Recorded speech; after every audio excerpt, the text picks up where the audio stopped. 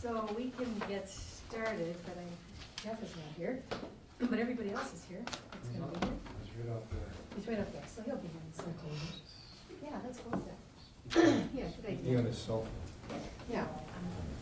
So we can quiet and concentrate our attention to that chair, which holds the microphone. Yes. Yeah, I want to do the history.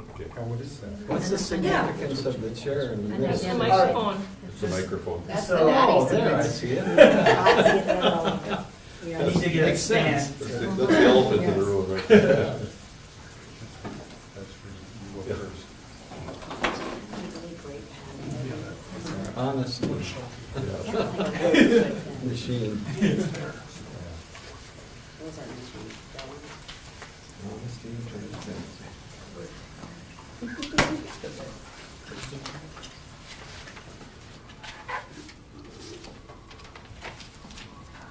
You start an implementation, John? Yeah, we can, maybe that's this whole thing was. It's on the phone. Oh, yes? Yeah. Okay, I'm sure it's. So, Todd, is that a copy of I think the- we can start. Is there anything critical in your first 2 minutes? It's all Do you have any- critical. That Do I, oh, for, Jeff would need to, do I have any changes? No. Yeah. No, I reviewed it and I said, the changes you suggested were fine. We're okay? Yep, Okay, yep. good.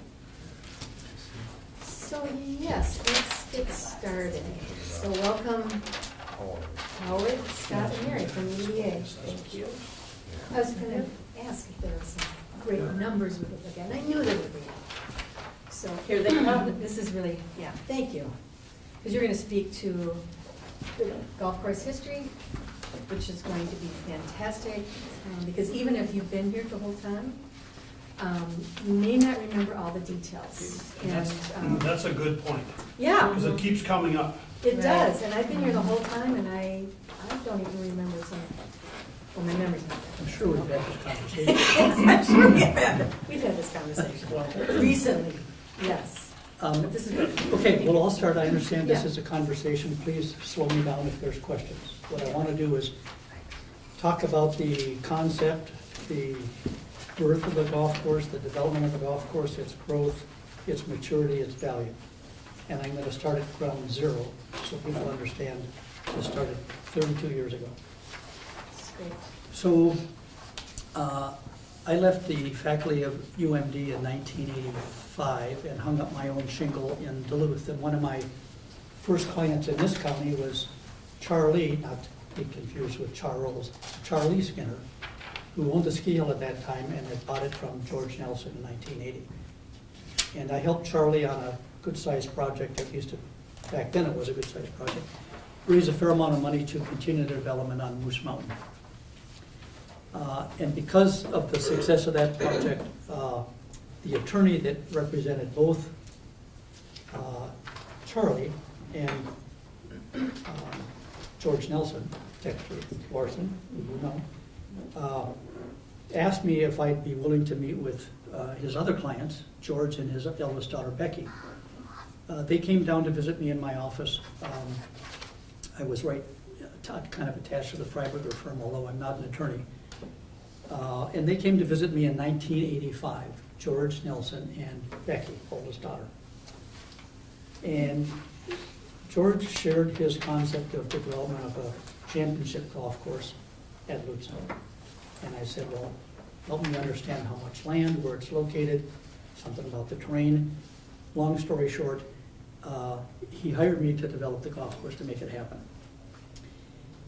And in no particular order, the things that I was involved in setting the background for, so I could approach the county in hopes of convincing the county to issue general obligation bonds. We hired the National Golf Foundation to do a feasibility study. They're number one in the country for doing that kind of stuff.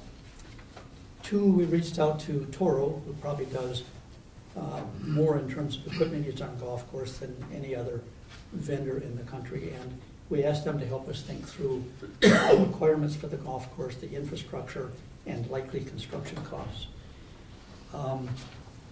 I put together an economic development plan for the county that I was preparing to present that to Doug Johnson, who was then chair of the tax committee, which is Tom Bach's current chair, in the Senate. And so I put together a 10-page study on what I thought would be triggered if we invested in a golf course.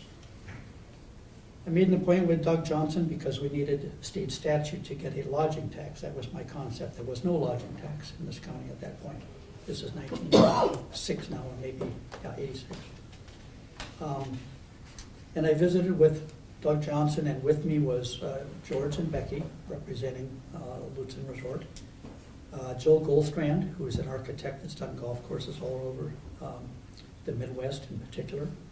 And we had an estimate of construction costs, both from the National Golf Foundation, and I handed him the feasibility study and what we thought it would cost to construct that. And Doug said, well, that's all great. What do you need from me? Well, Senator, we'd hope to get a 2% lodging tax, and here's why. It would allow us to go to the county, use county GO bond funding, which was a lot cheaper than non-GO bond funding. And we can pay it back with a lodging tax, and the county won't be out of pocket a nickel. Well, that's great, Scott. You go home, give me a day to think about it.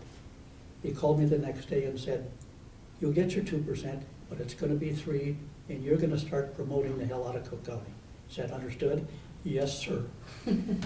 That's the history. So while I was doing that, I was talking to the board chair of County Commissioners, Wes Hedstrom. That's not me, that's my uncle. A very pleasant, constructive guy to work with. And I engaged him in a conversation about under what terms we could get the county to issue general obligation bonds. And I said, well, Wes, here's what 2% lodging tax will do, and it'll allow lodging tax, not county funds, to amortize all the debt that you incur if you help us build a golf course. Well, it didn't stop there. Wes said, I just want one more layer of security.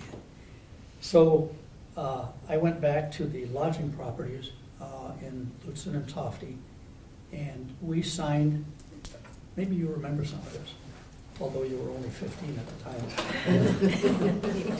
time, a pre-sale greens fee tax plan. So if we didn't have enough cash to amortize the bonds, the major properties down on the west end agreed to buy in advance coupons redeemable for play in return for cash to be sure there was a second level of collateral. He beat me up pretty good, Mr. Hedstrom. It's in the blood, isn't it? Yes, it is. So we did that, and I'll just tell you, those properties were at risk through the real estate tax mechanism of something like $400,000 over the course of the bonds, and we were lucky that we never had to exercise that. But that was a major piece of betting on our part to make sure this thing worked. Okay, so the bonds were issued. We built the golf course. Golf course was built in 1988, 1989. It opened for play August 1st of 1990, but the grand opening was the following May 1991. And we opened to, I think, 15,000 rounds the first day, and we'd love to have 15,000 rounds back. But the industry has had its headwinds. So in the early years, there was a fair amount of cash, quite a bit of cash that was turned over to the EDA because there was excess cash beyond the needs of capital investment and debt service, which of course is coming from the lodging tax. So in 1998, we went back to the county and we asked them to issue revenue bonds to build another 9 holes, taking us from 18 to 27. And the county issued revenue bonds, and all of those revenue bonds, 100% of them were paid off through revenues of the golf course. So again, the county wasn't out of pocket for any construction of anything for the 1990s through the payment of the GO bonds and the revenue bonds, Actually, the county money. Actually, the EDA. Yep, they were actually the EDA. We had the EDA issue the revenue bonds, fully paid for, again, no county money. Okay, if you look down at the bottom of this page that Mary handed out, I just want to show you that the Cook County GO bond was for $2,115,000. There were some other sources of financing. The IRRB, It's 386? I'm not there yet. Oh, I'm in the wrong place. I apologize. It's okay. Let's see, IRRB, we got a $60,000 grant on the front end for septic design stuff. They loaned us $200,000, they were fully paid back. Soil and Water Conservation Grant for $80,000. Arid Electric lent us $200,000, they were fully paid. And then the county bond and federal EDA in the amount of $500,000 through the EDA.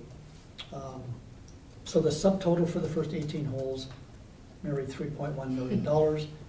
We issued the revenue bond through the EDA for $1.8 million to complete the construction of the new 9.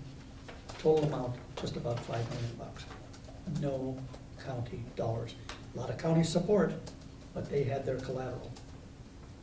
So before I go on, I just got a couple more things I want to ask if there's any questions about the origin and development. Just clarify, because when you say it went through the EDA, some people believe that that means we're shuffling nuts and playing a game, and that the EDA levy is actually Superior National's budget. So could we just clarify that? It was not, Thank you. and never was. There was, just to be clear, there was a loan, a working capital loan, because we used to go to Grand Marais State Bank for working capital purposes, because we had no cash flow after the golf course closes until it opens. And we were told after we'd done that for several years that we could no longer borrow privately, we had to do it through the county. So there was and continues to be a relatively small working capital loan from the county to the EDA. Thank you. Jenny, any questions? I'm gonna get to real estate taxes in a minute. Okay, no, but I really appreciate this, and the reason that I talked to Mike about a presentation was we have a couple new commissioners. I get questions quite often about what's going on with the golf course, and being a person who likes history, I appreciate you coming and giving us this, the chronological events, because it's part of our whole county assets and where you're going to go in the future, and you'll tell me about that. Okay. You know, I skipped by some stuff, I just want people to understand. There's some other relatively heavy lifting involved here, one of which was the power line. Now, I'm not talking about the distribution line, I'm talking about the transmission line. We had to get and pay for the movement of that. And George Nelson Sr., when he gave the easement to UPA back then, now Great River Energy, had a clause in the easement that he granted for them to put that in initially, that he had the right to force them to relocate it. And believe me, when I went down to visit with him, and Dexter was with me, we ended up paying $12,000 for that, and it would have, they wanted $300,000 for it. So it was gonna cut across 3 different golf course roads. We had to move it. So what you see now is the result of that negotiation and realignment of the transmission lines, the heavy-duty lines. In addition, you know, we had to negotiate the right to take water out of the Poplar River, we had to go down to the DNR and be sure that we were permitted for that. So anyway, unless there are questions, I'll move on to what the value of the golf course.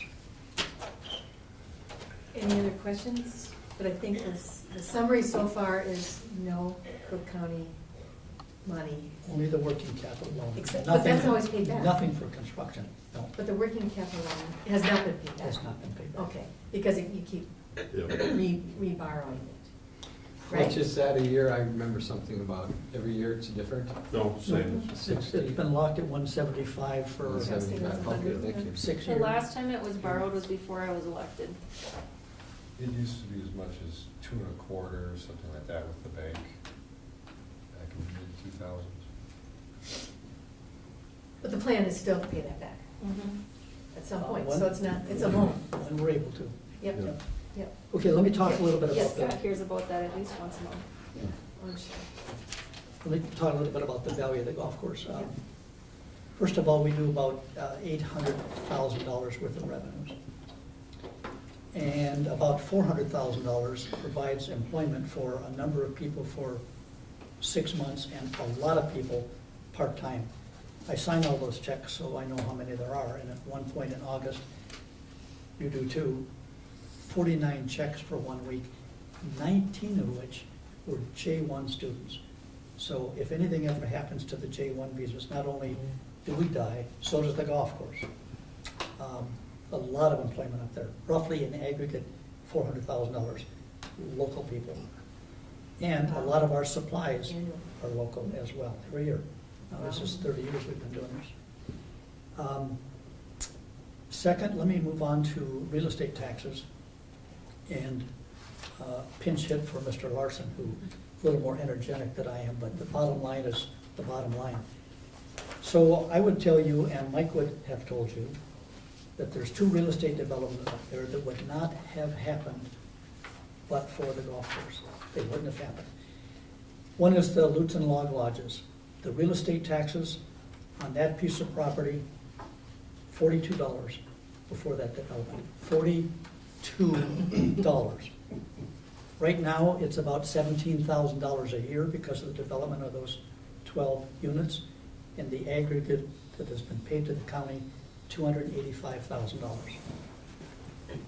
That's the small one. The one that's across the street, the Heritage Development. One of the things I didn't mention, and I should have, is George Nelson agreed to donate 320 acres, 350 acres. Quite a bit more than you need for a golf course. For a golf course, you need roughly 50 acres per 9, so in aggregate, we needed about 150, but he donated 320. George was a visionary and a guy that thought long-term. So one of the provisions in there was he had the right to take back away from the golf course, 40 feet away from the rough, the maintained rough, future real estate that would go back to title to George Nelson for development purposes. And for 15 years, 16 years, nada. Then he went in there and invested quite a bit of money in the road, water, and septic, and platted the whole development. There are 44 lots, if I'm right, Yeah. on the east side of the river. We're not even talking about the west side yet. 44 lots. 40 of those 44 lots have been sold. The real estate taxes on that parcel before development, $300. $300. And now they're kicking out $50,000 a year. The aggregate has been $525,000. So compared to $342,000, there've been $810,000 received by the county. And there's more coming. There's additional lots there that have been sold that will be developed. I believe that there's, Todd, you might know, 9 or 10 developed pieces of property there. Talking about tall timber up at the top? Mhm. Yeah, that's about 9 or 10 of them. There'll be more coming. And eventually, if you want to think long-term, George certainly did, this is just the east side of the river. The west side of the river, the Nelson family now has the right to plat those, and there would be low 70s number of plattable lots over on the west side. So if you want to think long-term, think about the value that would accrue to the county when that development goes through. Just one other thing before I ask for questions. This $810,000, correct me if I'm wrong, didn't require the county to invest a nickel. Road, water, septic. You tell me if the county was out of pocket anything. I don't think they were. So this golf course was a major economic boon for the area and the county in particular. So that means the utilities were all put in, the roads, everything were put in privately? 100%. Yeah. And currently To generate maintained those 100, taxes. maintained 100% as well, Mhm. privately, This was, ongoing. Yeah, This okay. was so no that cost to means- the county. yeah. this was valuable to the lodging industry, and it certainly valuable to the county. And I'd be delighted to answer questions. So that's roughly 10% of our current levy. None of that speaks to the beds and meals served to people that come up to golf. Right. Well, the 810,000 is accumulative over Time, time. yeah. So is our levy. Well, and more coming, Heidi. And the other piece that's not in these numbers are like Northhouse just completed their economic impact study. So if you were to apply this to an economic impact study, you would see a much expanded story. Mhm. I mean, that would be really interesting for somebody to do. Scott, it'd be really interesting, and you'd love it. But that's an amazing story. Well, let me just circle Yeah, back, yeah. how important it is for this county to recognize that it's important to keep that golf course healthy. Because if it isn't, you're not gonna see the development continue like you have. I think if we look at the big picture from what you said about our congressman suggesting that we need to promote Cook County to a large degree, when that happened was, look at where we're at now. I mean, just that being an anchor to the county and what's happened since. Now, we all know, and it's interesting that you talk about this started in 1986. That was the year I moved away from here. Because I couldn't find anything as what I saw as a future for myself and my family. So I moved away in 86, and then, by 94, things were starting to happen. I was on city council in Grand Marais from 82 to 86 as a young man, and we studied tourism promotion and all these things. Went to Traverse City, Michigan to see what they had done with their natural harbor, and we didn't get anywhere in that 4 years that I was on council. And I thought, well, I have to do something for my family, so I moved away. And then seeing the changes that took place over that period of time was amazing. It's unbelievable. And Northhouse, I doubt that they'd be able to thrive the way they have if it weren't for anchors like what we have at the, and look at what Lutzen's future plans are. And not to say what you mentioned about the west side of Poplar River, if they do plat 70 lots, and I'm sure they're probably waiting for the market to see what happens with the golfing industry, because I know the golfing industry in Minnesota has taken a dive the last few years. But if that should turn around and change, I see what those lots are selling for now on the north side up on Tall Timber up there, and they're not $40,000 lots. They're 60, 70, 80,000 or more is what they're selling for. And they're building multi-$100,000 homes, which generally speaking, they're not homesteads, they're seasonal rec properties, so they're paying more than their fair share in taxes. You remind me that, just to let people know, that the lodging tax that we put in the West End in 1987, Grand Marais, correct me if I'm wrong, Brady, but Grand Marais came in 90 or 91 with the lodging tax up here, and Gunflint Trail maybe a year later. Something like that. And 8-9 years ago, a couple of the leaders from Gunflint and Grand Marais and Lutzen spent 2 years on and off talking to each other about how much sense it would make if we collaborated together. And that was the origin of the birth of Cook County Visitors Bureau. And that budget's about $2 million, 1.6 of which is lodging tax. All goes into one place, and we promote the entire county. Really sensible, but it took us a while to get there.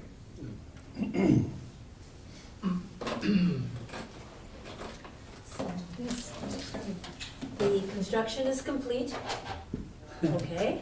And so you look forward to next year with all the different areas open?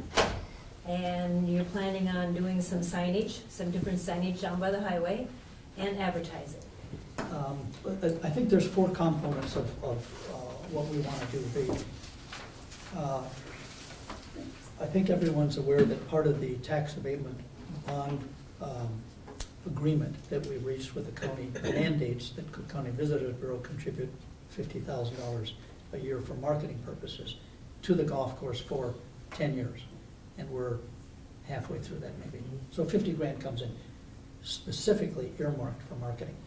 We've asked for an additional 100 this year because we've got a championship golf course, fully resuscitated and better than it ever was. But you don't know that when you're driving by. So the components, Jenny, thanks for asking the question, are extra promotion, because we've got a grand opening with 27 holes, 18 of which are brand new. We have very poor signage. We have poor landscaping. And the fourth thing that we would hope to address is the asphalt. If Mike Davies were here, our first-class superintendent, he would tell you that looks pretty horrible. It doesn't look like the golf course looks like. Those are the four components. There's no way on a total of 150 we can do that. The asphalt alone would chew up a substantial portion. But we want to start with the signage and the landscaping and a re-energized promotional budget beyond the 50, because this is a special, special year. And in comparison with other like attractions in northeastern Minnesota, we have about, even at 100,000 for marketing, we have about 20% of what we really should have to promote it to the country. Now we have a national caliber attraction. And it's, I'll just reiterate, it's so important for the county to recognize they've got to keep this strong for the growth of tax purposes, as it has been, but it needs to continue that way. So, my question would be, so Doug Johnson marketed the heck out of it. And I know that very little, because most of the money has gone into reinvesting in the asset itself. So there hasn't been, only that 50,000 is what has been reserved for marketing. So real marketing has not been done except by partnering not partnering resorts, but area resorts and so forth. And Visit Cook County now is, just in marketing the whole region is doing some pretty sophisticated marketing. So my question would be, I'm absolutely in favor of this 100,000, particularly to get that recognition on the highway. That is critical. That's just normal.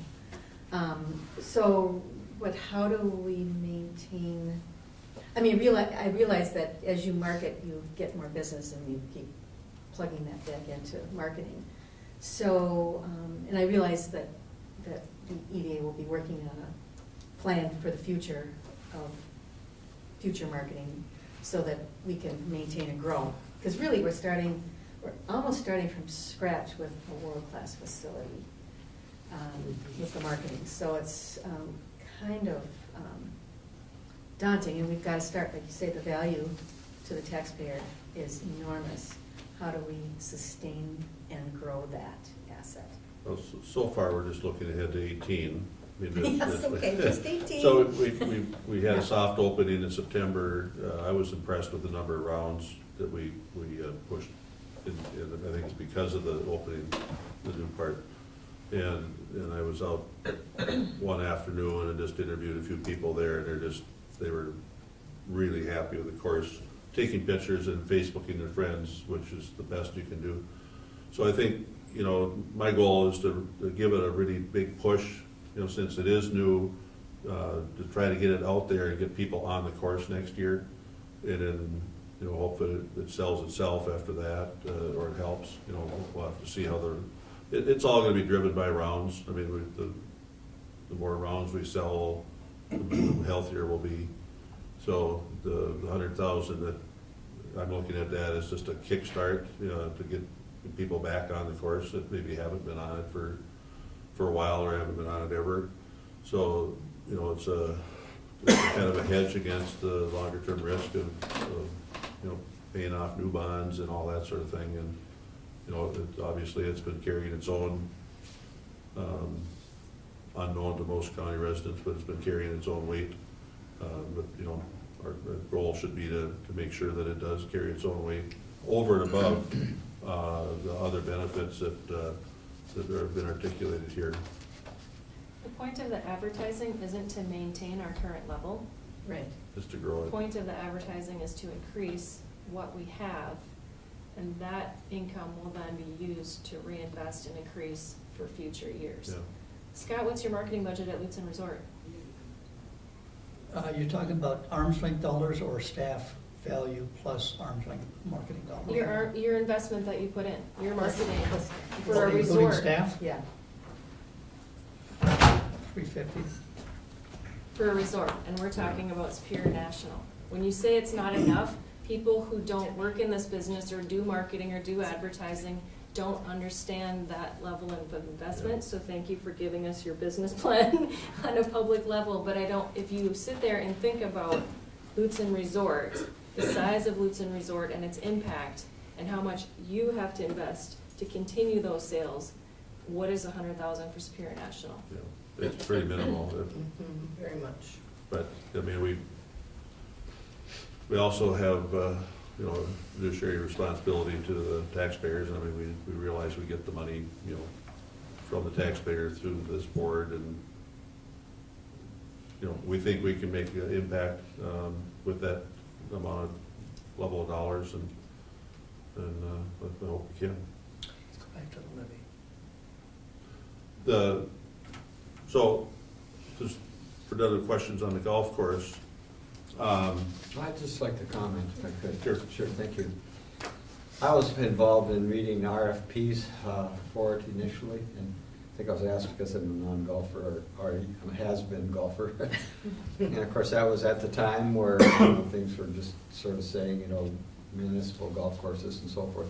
And the only future of golf courses, from what I could ascertain at that time doing research, was to have a regional or, a recognized championship golf course. So that's the route we went, and of course the logic is then, you have to support that.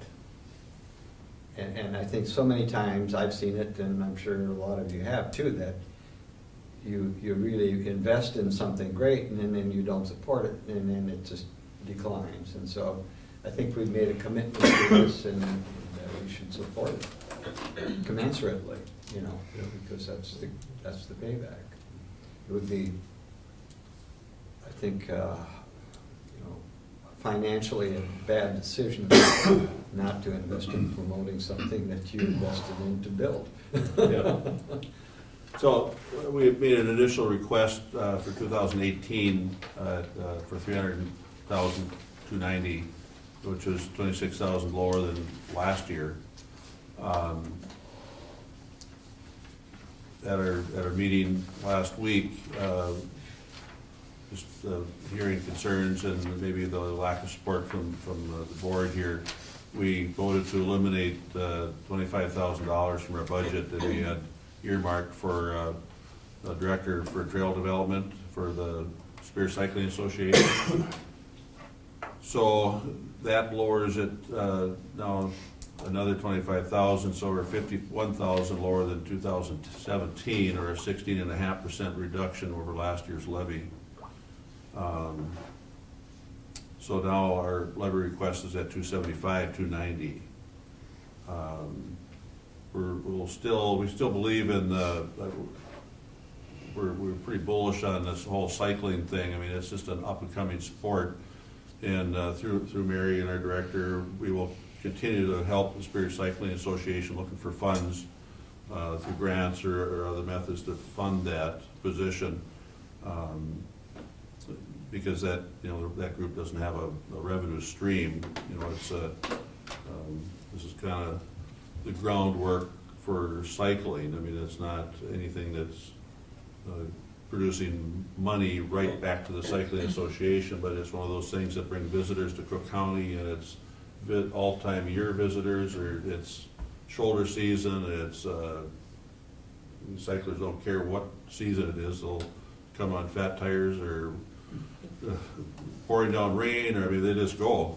So it's a good type of tourism. It's not like we're trying to throw a bunch more tourists on top of bids that are already full. So I'm bullish on it, and I will continue to help them where we can. That and any other ideas. We are the EDA, which is economic development. We've been focused on housing, but we've been spending a little bit of time this last 6 months talking about strategic planning and where do we go next to focus on. And it is economic development, so we want to turn over any rock that we can, in that vein. with our work, we brought in $1.2 million in grant funds for projects in Cook County. So that's a 401 return on investment for the levy we get and the money we're bringing back into the county. And we just appreciate, the level of trust and support we're getting from the county board.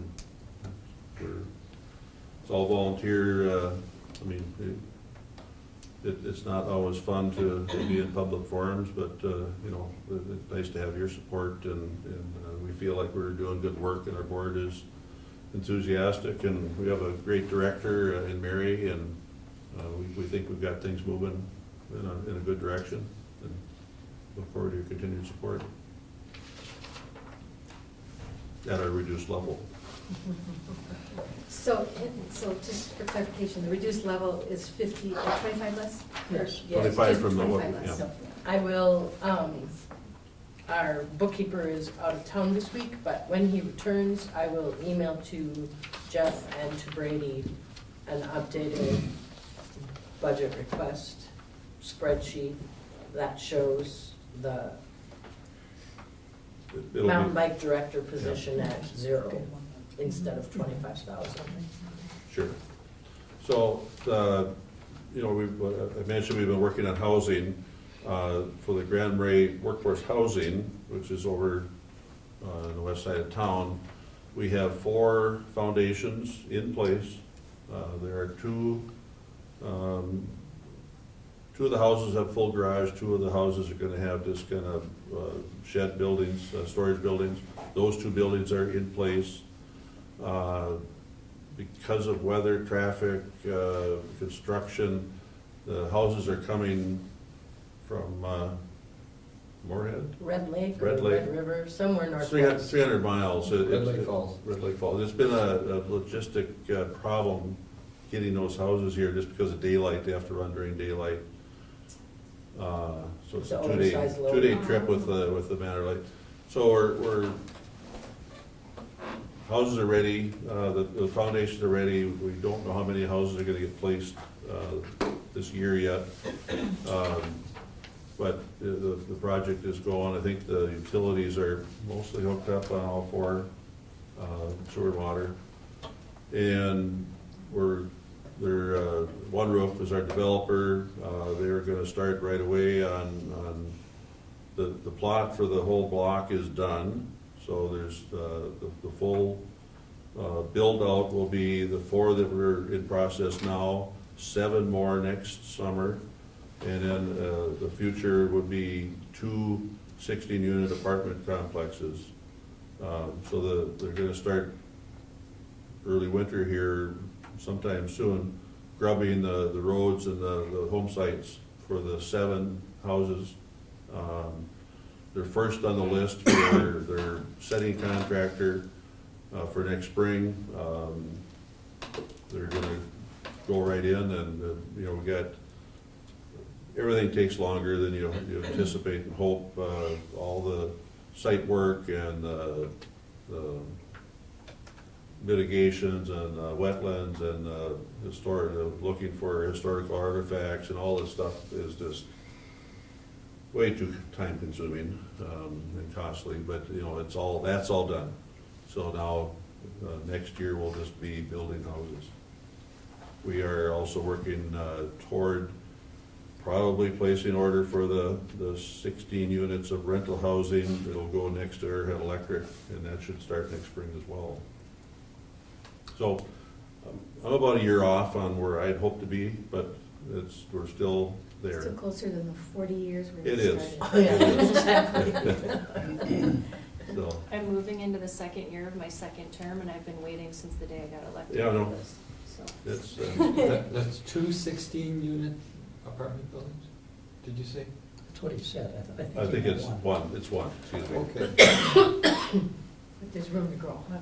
Yeah, there's room for, We could put another apartment building in there. In Grand Marais, the plan is for Is it- 1 16. One there on the north. 11 single-family homes and Yep. one 16-unit. Okay. And then another 16 down in. And then two 16 Two units. 16. Yeah. in Luton. Yeah. That's right. where the two Yeah, 16s I'm, Okay, thank I you. don't have full notes here in front of me. So your budget's at 270, 290? That's our request. That's the final number? Well, it comes a lot of questions along with that, just what Scott was saying about the J1 program. You know, that's gonna affect everything. And we won't know about that till what, next year. Well, a group of us have been working on, what our working title for the committee is Plan B. We've learned that the J1 program has been extended for 6 months, so we're okay for this winter season coming up. We have a couple of different initiatives that we're looking into it, and I would be premature to say too much about that because we just don't know what we don't know, but you can rest assured that a number of business owners are working together on concepts for identifying workforce and eliminating our dependence on those, because we, you know, at the whim of the administration, it can change overnight. So a hard-working group of people that will be rolling out more information as we have a little more surety about what we're saying. I guess the reason why I bring up that subject is that since I moved back to Cook County, back to Grand Marais, 2.5 years now, you know, obviously the sustained growth that's taken place in Cook County over the last 20 years is phenomenal. And I remember how things were back in the 70s and 80s when I was living here, and I worry about the infrastructure that we have in place to support the number of tourists that we're bringing in. I don't think we have enough beds. I don't think that's really in question here. We have a lot of traffic at any given time from June 1 to end of September. And thing that my wife and myself noticed was just how many less housing or lodging rooms do we have now than we did maybe 20 years ago? Because some have changed over to, now East Bay used to be a hotel, now it's a condominium. They're rental on a different basis, they're not like a regular hotel. Seawall used to be there, there's a lot of sites, a lot of Aspen and Spruce Glen, they're not really rented as much as they used to be. The number of places to eat in this town for families and things like that is not enough from what we've seen. And I'm just wondering how that infrastructure need plays into this whole promotional program, that's going on. I know it's a big question, but I see a potential problem coming up, and just what we've noted so far since we've been back was, I think people come up here for the day thinking they'll be able to find a place to stay, and they end up going back down. And of course, people that know that come up here for the day to go to the donut shop, and they turn around and go back. But I see that as an important issue for the future, the promotion of this county. If we're promoting, we need to have the infrastructure in place to handle all that. Well, you get some days where it's 100%, and you get some days like today where your occupancy is 2 and 3 points, when you've got more staff than you do guests. I get that. So you average it out, and it's not as healthy as we would like, or you'd see additional development entry. The only piece of development that I'm aware of, certainly down on our end, is Surfside, and that was designed to be a 2-year build-out, and he's in year, 6 now? And he's maybe 1/3 the way done. Yeah. That's the only thing I see on that end. But one thing I think that is happening is the slow season is getting shorter. Yeah. Those owning and operating the businesses will tell you that actually this year, the busy season started in May, and it went all the way through MEA, Mhm. the end of Yeah. October, not the end of September. So, then we just have this November for everyone to catch their breath, and pretty soon we've got skiers and snowmobilers, and we're rolling again. So we're almost at the point where if we have enough of a steady level for more time of the year, Scott, then we might attract some developers to add to our infrastructure. But the winter weekends are fair. Midweek in the winter is not. It's way different than it was back in the '70s when they rolled up the sidewalks. Yeah. No, For sure. And the marketing isn't necessarily to bring new people in, the marketing is to remind you that when you're here, besides what you're already doing, you have this opportunity, Yeah. so. Okay, we need to dig into this, because there's some confusion in this budget over here, and I know that there's confusion in the community, and words and things are put out there, and it's confused. So, what we as the commissioners got in our packet was our non-mandated levy sheet, which includes the EDA. And the amount on here is not the amount that you said of the 275, because the 60 Oh. is included on our sheet. Yeah. You want me to address that in one sentence? Well, you can address it in a little more, because people really don't understand it, and I had someone contact me because they were watching the meetings from last year, and one of the comments last year was during the bonding discussion, not the budget, not the EDA levy, but the bonding discussion, and during the bonding discussion, Commissioner Moe asked you if the EDA's levy would go back down to 180, and you said yes. Well, in looking at our past amounts, we weren't at 180. We haven't been Right, anywhere near 180 240. since 2015. And so there's all these numbers flying out, and some people are stuck at 180, and why are we at 275, and why does this say 335? So, and when you say, well, we're less than last year, well, that wasn't the alleged promises that were made. There was not a promise made. I got asked that question. I did not promise Commissioner Moe nor this board that we would go back to old levies. They said we will be as responsible as we can with the levy we have. We'll try to do the work that we can to the best of our ability. I did not take the bait to answer Commissioner And Moe. Scott said pending any unforeseeable, Yes. I mean, we said that, but it's very confusing, all the numbers we have out here. Okay, well, the 60,000, and Brady might need to help me here. Yep, For reasons that I was not privy to or nor was I a part of, the county decided to reach out and help, correct me if I'm wrong, Grand Marais address the GO bond that they issued many years ago for the BDA park. And so that agreement, as I understand it, was $60,000 goes to the city, but it didn't go to the city. It comes to us, and then we write the check. and the EDA was not part of that discussion. That was a discussion of the I county am- board and the city. I think I can speak for the EDA board. We'd be delighted if you did it direct to the city, because it's Yeah, confusing. exactly. It is And confusing. it serves no Good purpose point. for us. Could someone explain that a little bit to me more? This is really confusing. Well, I mean, we got $60,000 that goes to them, it goes to the city, why? because the city created the BDA, but the EDA actually created the development out there. The city bonded for it. And the requirement was that the sale of the lots, they would pay that back. And there weren't enough sales to pay it back. But the special assessments continued. They're still there. The requirement is still there, the payback from the BDA to the city for bonds. And the EDA did the development back in the early 2000s. And so it's really between the EDA and the city, except, and it always was, except they came to the county and said, would you please help us with these bonds?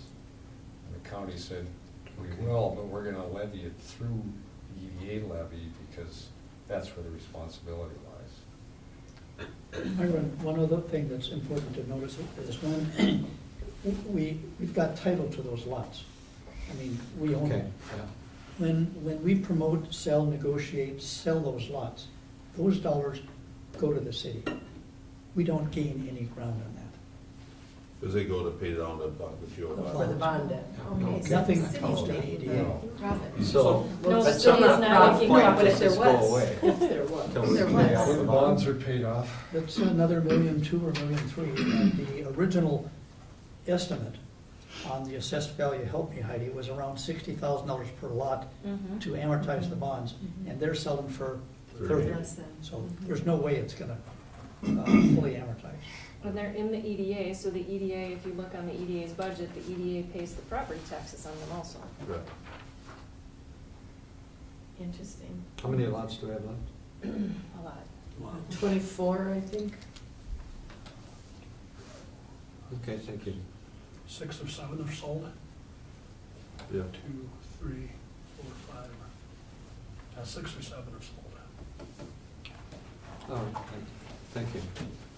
So just as a recap of what we've all just been talking about, out of this 275, 290, 60 of that goes right to the city? No. Okay, 60 is on top of that? Yes, you'd have to add the 60. Okay, okay. It's a pass-through, more or less. Got it, Yeah. got it. So we're not talking about the city part in this 275, We are 290? not. Okay. That gets us down to So let's 330. not get confused. Yeah. I But it's apologize. We- confusing, No. because when you look at our Yeah. budget on here, it doesn't, it says 335. And that's my fault because I shouldn't have sent this out. I should have sent this out. Got it. This No was worries. not intended to be, this is intended to be the conversation about the The non-mandated budget that items. we present to you This is what stuff is- we are spending Yes. or expect to spend. Got it, got it. This Just so we're other- all on the same page. This we all other understand 60 it. is, Good question. I mean, yeah, it's kind of Yeah. this, I understand now that you need to levy for it, it shows up at your levy request, but it's not money that we have to spend. Right. So can we delineate that? Yeah, okay. I think that would be helpful. Which is good. I have the budget with the 275, if anybody wants to look at it. Great. Great. So any more reporting, any more questions, things that need to be clarified? How many people here bought their season pass for golf next year? I was gonna say for skiing. It's not golf season. I heard it wasn't golf season. When we send out the invitation, I'm sure they'll be among the first to sign up. I'm a really bad golfer. That's okay, you can still use your money. I'll golf with you, Bobby. I don't That have ever stopped anybody. I haven't It's worth it just to see the scenery out there. I haven't seen have I seen the 2018 rates? No. I recharged your credit card, so I know you're good. Okay. Whatever it is. Well, again, I appreciate, the support that we get here. We are trying to be responsible. I mean, we understand, the process that we all go through in spending the public money. And so we were caught between trying to do good work and trying to do good things. And fortunately, we have a really good director in Mary, and she can pick up the pieces of working on Plan B as we're doing. She's been, we've given her authority to work on this creative arts economy, so she's been staffing that. And we've been pushing, trying to get assisted living here and trying to crack down Spectrum, and we hope that kind of keeps moving too.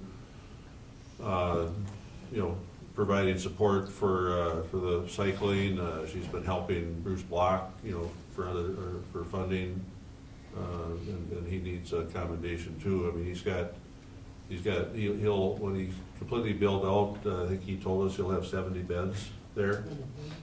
In that development, I mean, that is fantastic, and that just comes in at a price point, below what our workforce housing is in our apartments that we're working on.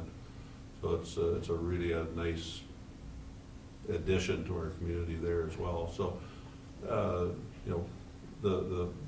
we're getting a lot of value from the salary portion that we're paying, And the grant support. and the grant support. We've been very successful, bringing in monies from whether it be Lloyd K or IRRB or wherever. Which I also think speaks to when you make that step to hire professional staff to do the work. That is the time you can bring in more money.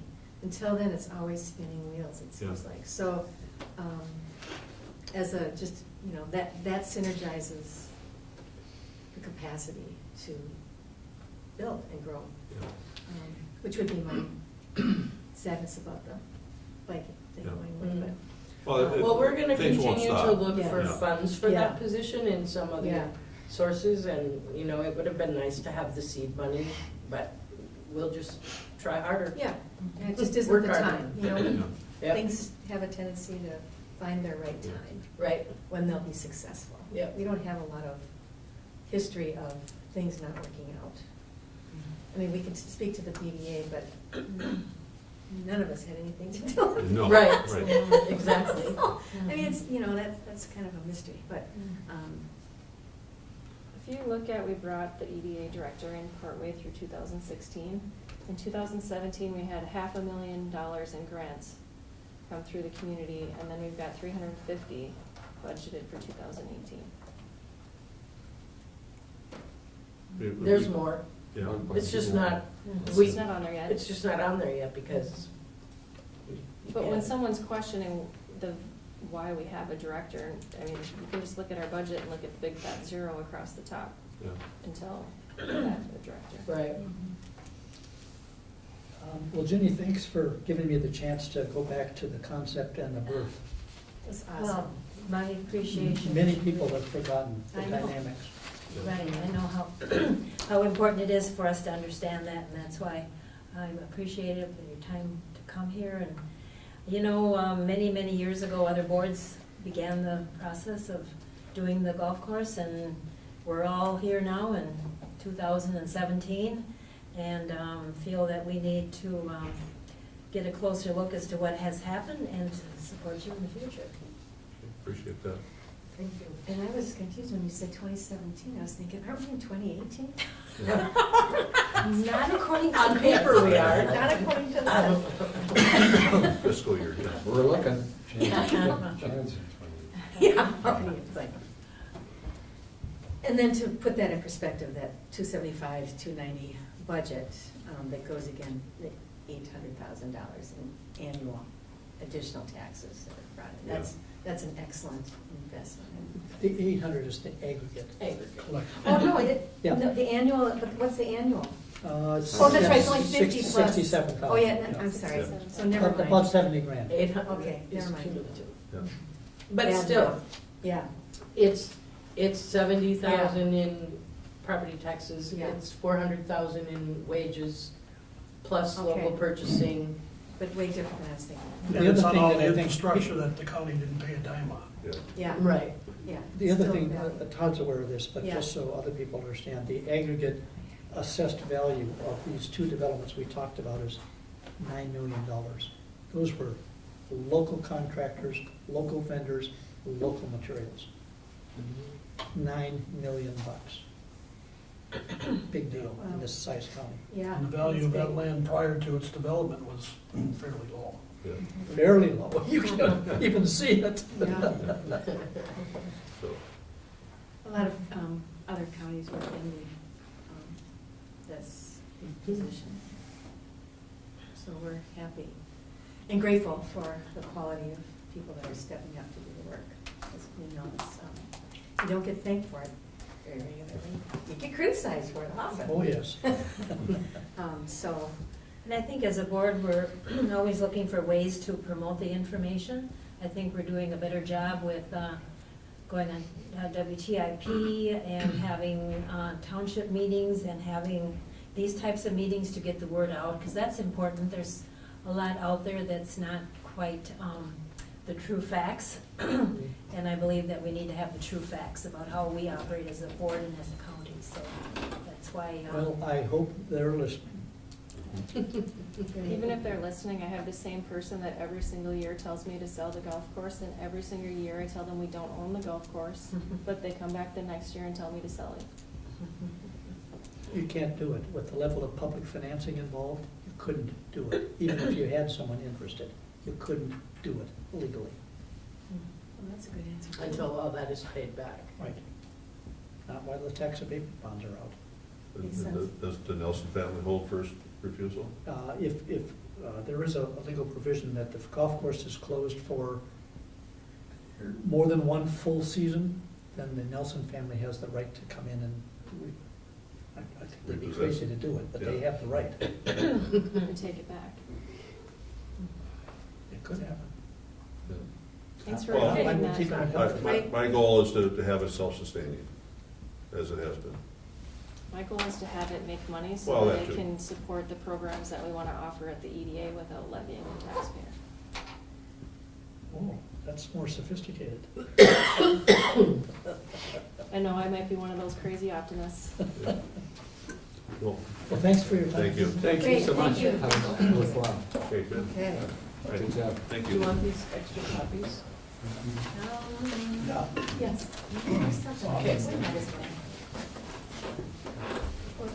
Bob pays that Okay, these are all. down in, yeah. And he says he has other things for him to Can you use them? do. I don't know what to do with Maybe, yeah, probably. that. Once they just do it in the field, If you don't think you can, set up We don't some, have a need for these to pass out to. a course. All right, I'll just, I hate to waste paper. I was Keep them thinking at the of doing EDA, so if people wanna know. Yeah. we can- Right, I don't think it's on the golf course. I think Thank it might be you. on the field or whatever. Don't they sell Great, these thank you. baskets or something that kids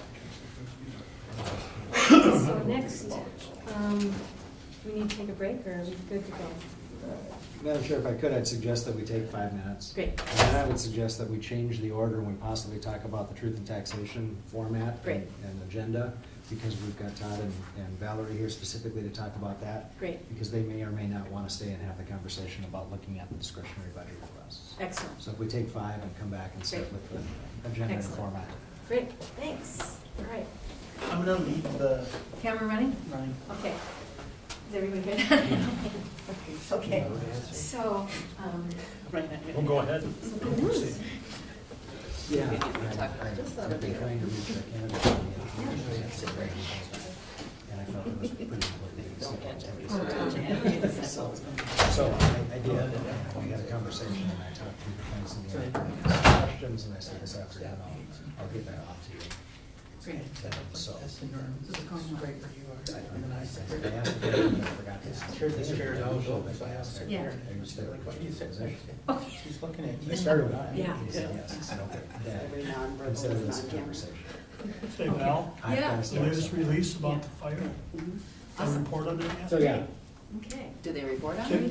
there I a really- report, Yeah. I was starting to get. is there a report out that I can have? Yeah, yeah. And it turns I out have that the what it release. is in southeastern Minnesota. Uh-huh. is the same You kind mean of from stuff fire we marshal's do. report? Yeah, the sheriff's office like it was. Because I sent out an We should have application for the made that, but we don't have anybody lives like us. He Yeah. said, Did you go on he the said I radio? should have you. No, I'm going after this. It's gonna be a long one. End of the day, I'm not, I was wondering. boy, Yeah. it's a lot of We would have- figures. Yeah, well, from our board meeting, we didn't have a whole lot. Yeah, no, Just a good time. it is. I sent that. So, I think I can manage. Yeah, we're just going, yeah, you can handle it. I'll try. I was sort of brain dead yesterday. I had a meeting till, yeah, I had 4 meetings yesterday. Oh. And by the time I got to one, our Y, Cook County Community YMCA Council, I had to give a report at about, I think it was around 6:30, 6:45. I was Yeah. struggling because Yeah. my mind was Mhm. sifting through everything I today, guess and that I would be. Yeah. was trying to remember something Right, about. right. Even when you From, take good from notes. 2 months ago, Yes, yeah. and then Yeah. it would, But, I'm you know, sure it's it all works dependent out. on what the Yeah, yeah. criminal investigation is, if it was somebody else did it. If there was something. But yeah, they have. That need to be able to get all the facts processed. The preliminary report, I'm sure is available because the conclusion Okay, was yeah, made to us, and worked with DPS on that release, so okay, straight from the fire marshal's office. all right. So I'll it's get a gonna hold be of that. available. Thanks.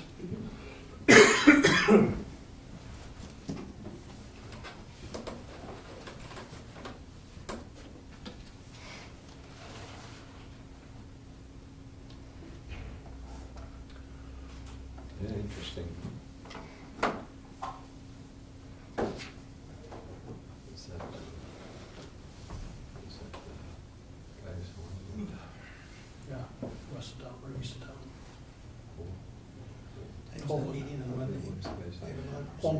Holmberg? Yeah, yeah, I went out there last weekend. We actually drove up to Thunder Bay, just get away, and they said, oh, I gotta stop and take a picture. I said, took a picture of the fire. It's gone. There's nothing left of the fireplace. That's interesting, dynamics there. Yeah, really. Well, my question was, house is here and the garage is here, they're both burned down. Yeah, I heard that last night, I said, okay. Yeah, that's the way it goes.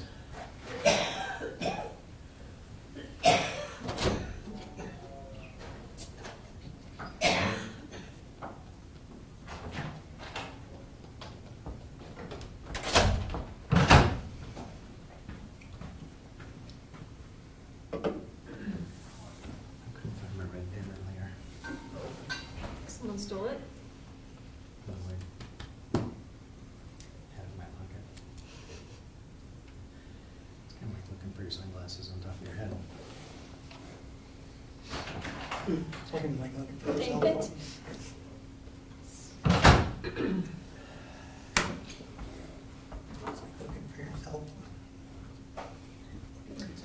So anyway, next week, pre-sale tickets, Eagles and Jimmy Buffett at Target Field. I seen that.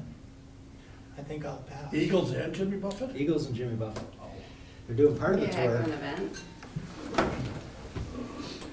What are they gonna do for Glenn Fry? Ozzy Osbourne in April And Fry's- Ozzy Osbourne's final tour, number Yeah, Glenn 12. Fry is Final, gone, and we don't have, and he's in Jackson. I think I actually heard someone say final tour. Joe Walsh When gonna they be with get him? away. I have to, The number of I levels. just saw it flash across my email. I'll have to look You into got it. two of them left, Timothy B. Schmidt and Still want and, it. Don Henley, Oh. because Glenn Fry is dead. Don, what's his name, is gone. Oh, and Joe Walsh. You know, So they're- who are you gonna have? I'd have to I'm gonna look. be ready for a break by January. Oh, A buddy of mine plays in the blues band, Temperature-wise. and 3 weeks a year they go play. Are you? Might be a better kind of play in Key West. oh, I've been there. That might be a better trip. Yeah. Yeah, I've been to lots of these places. We had lunch there when I was there that day. I think it'd be different if you knew the band. Huh? I think it might be a different environment if you knew the band. Probably would be.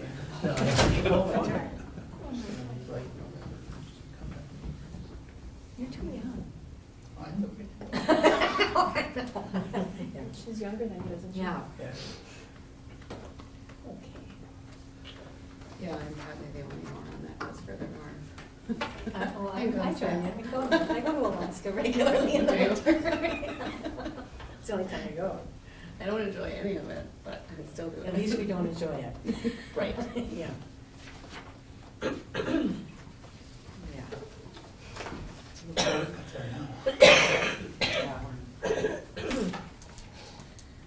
Although I find it worse here because, I mean, at least with Eastern time, it feels a little bit more tolerable, but it's like, right now, it's dark so early, it's like I shut down when it's dark until I, kind of work for it. Yeah.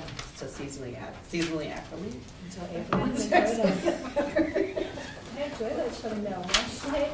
I was so sick of the news, I went upstairs and Jordy goes, it's 6 o'clock, and I said, I don't care. I know, we said that the other night too, it's like, well, it's probably time to get past bedtime. It's 6:47. Yeah, maybe you should stay up. Nope.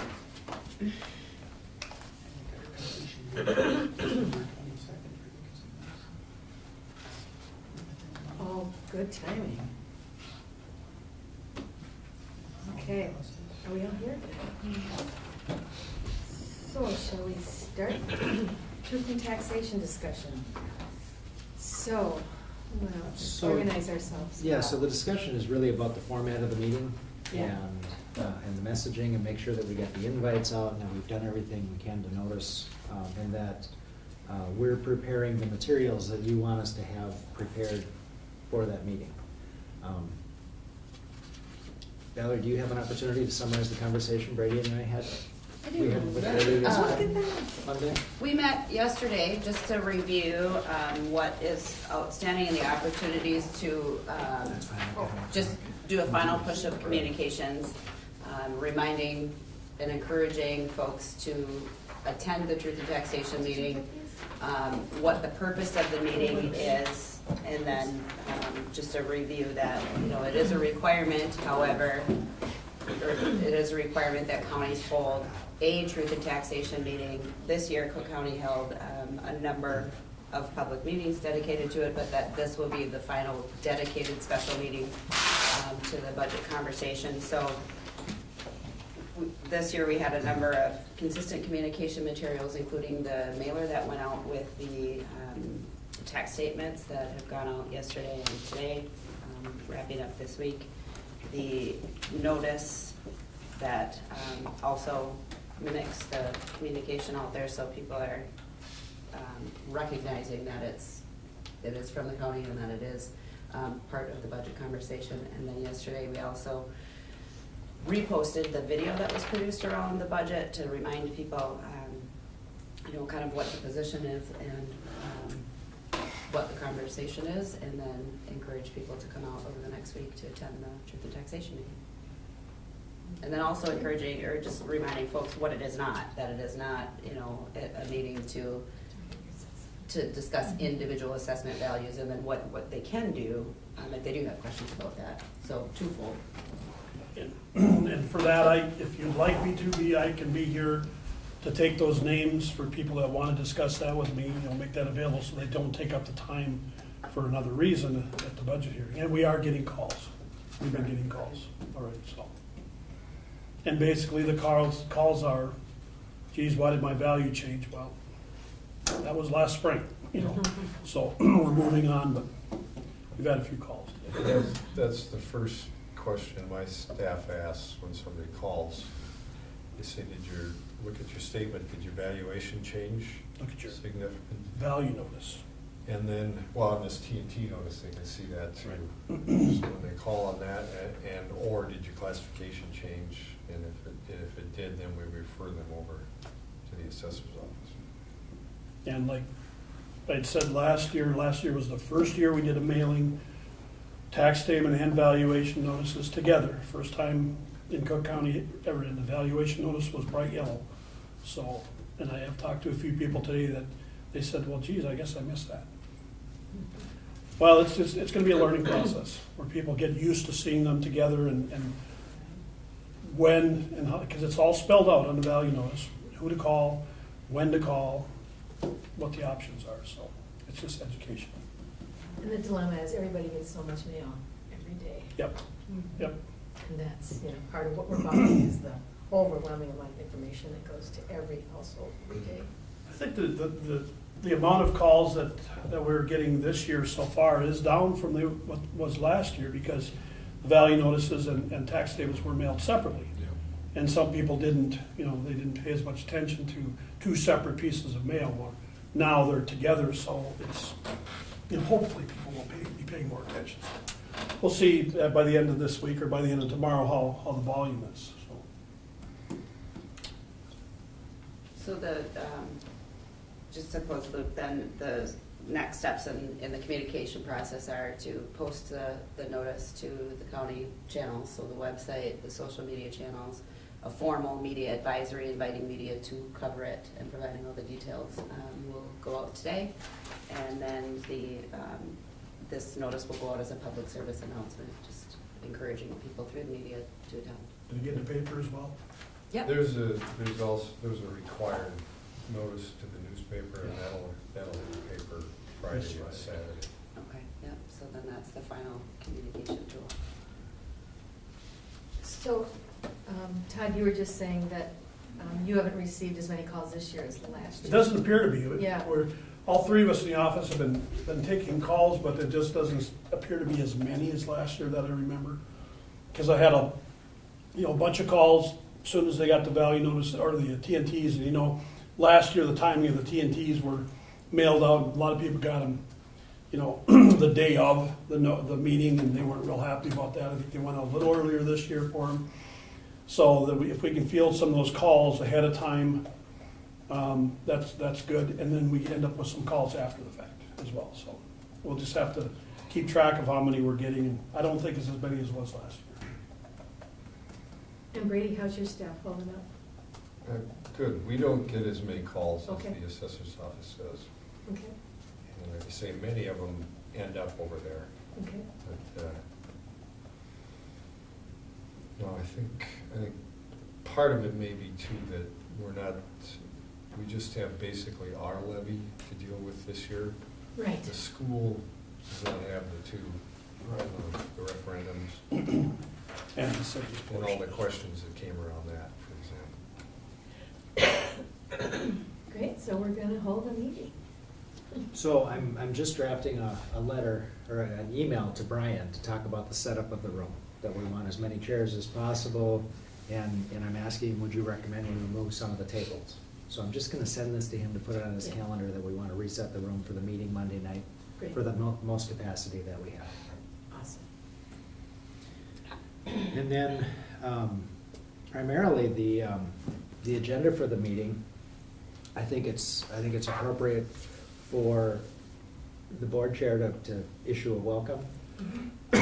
Brady will have a part to introduce the formal nature and the need of the meeting and hit the requirements, hit the purposes, address the truth and taxation booklet that he's putting together that will be available on the website. I don't know that we're gonna have anything other than a short summary to hand out, maybe an agenda and a short summary to have available in the room.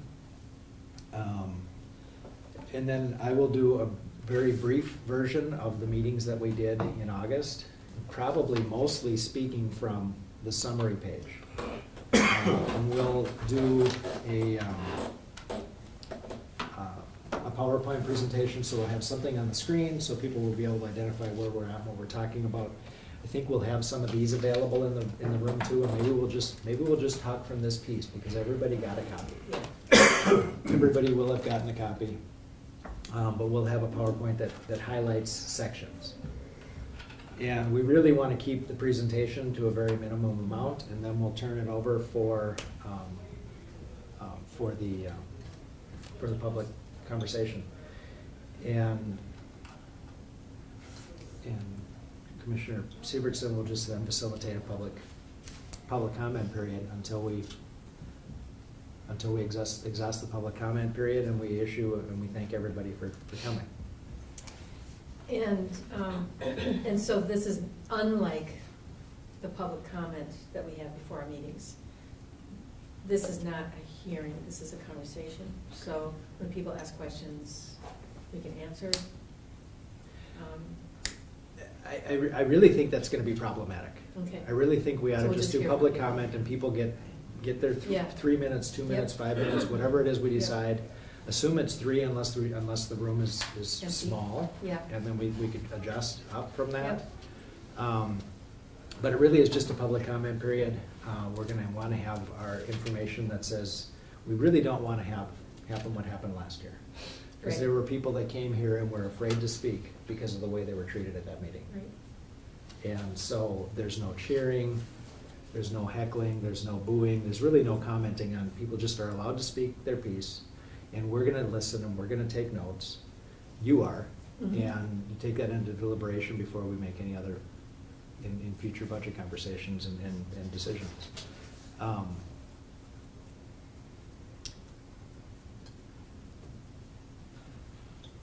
I don't know how much we have to prepare. I really don't think it's gonna be like last year.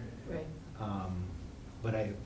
But I think we have to have the rules laid out that say that we're gonna expect everybody to be respectful Mhm. and to speak within their amount of time. I think we have to have the rule that people don't get to say, my 3 minutes go to this person. Oh, right. You get time. If people submit stuff in writing beforehand, we're not gonna read it from the board. It'll be distributed to the board. We'll make sure that they have it. But the meeting is honestly for the people who can attend. Great. Along those lines, the first line on this notice, truth and taxation meetings are an opportunity for citizen involvement. I think that sentence could create confusion. Because when you read citizen involvement, I think that some people will read that as their opportunity to come and tell us what the levy should be.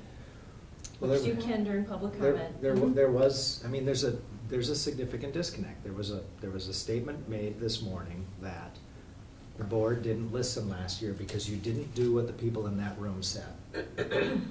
And it's important to note that even the 100 or so people we had last year is not representative of the needs of the county. Right? I think the last line in that sentence should be first. Members of the public are encouraged to attend and everyone is welcome. because we do wanna hear what you have to say, but we can't do what you say because you tell us to do it. Well, it's, hopefully they're not expecting instant gratification on the issue, because this being the third one of these that I will have attended since I moved back, and last year being the most, volatile. I hope people have gotten the message over how many public hearings that we've held, how many meetings have I held, communications that have gone out there and the stuff that's on our website now that, look, this is how the process works. We can handle a lot of these things prior to any public meetings. A lot of it's in my office. And I'm hoping that the people are getting the message. There's still those that don't. A certain amount of the responsibility when it comes to valuation and taxation is in the hands of the property owners. It is. That's in state statute. The property owners have a share in the responsibility to what your properties are assessed at and what your taxation is based on that assessment. And that comes with talking to the assessor's office. And I don't know how much there was of that prior to my history right here. So, it's better now. I just don't know how to resolve the confusion in truth and taxation. I know there's been messaging in the community that says, come to truth and taxation, and the response is, what's the point? They have to do it by law. They don't really care what you have to say. Well, the truth and taxation in itself is, in my personal opinion, is something that I think is a little bit past its prime, because there's enough mechanisms within our system right now to allow the changes that go on. Budgeting is one thing, truth and taxation is just another layer that creates the opportunity for confusion because of the numbers that are on there. When did these numbers change? All those things are involved. It's just, I'm not sure if something needs to change on a statewide basis for that. I just want people to know that we want them here. Well, the purpose really is for us to be transparent, for us to represent, this is the budget, this is the levy, this is the impact. And the fact of the matter is we've been working for 9 months on this. And I've had people ask questions, and I've honestly had to answer the question with, it's really late in the game to bring somebody up to speed on that, because the people who were elected to do this have been involved in this for the last 9 months. And that really is part of the process, is you guys have run for the opportunity to participate in the process at that level. And yes, you're representing other people, and yes, you're hearing that, and you need to represent that in your votes and your conscience.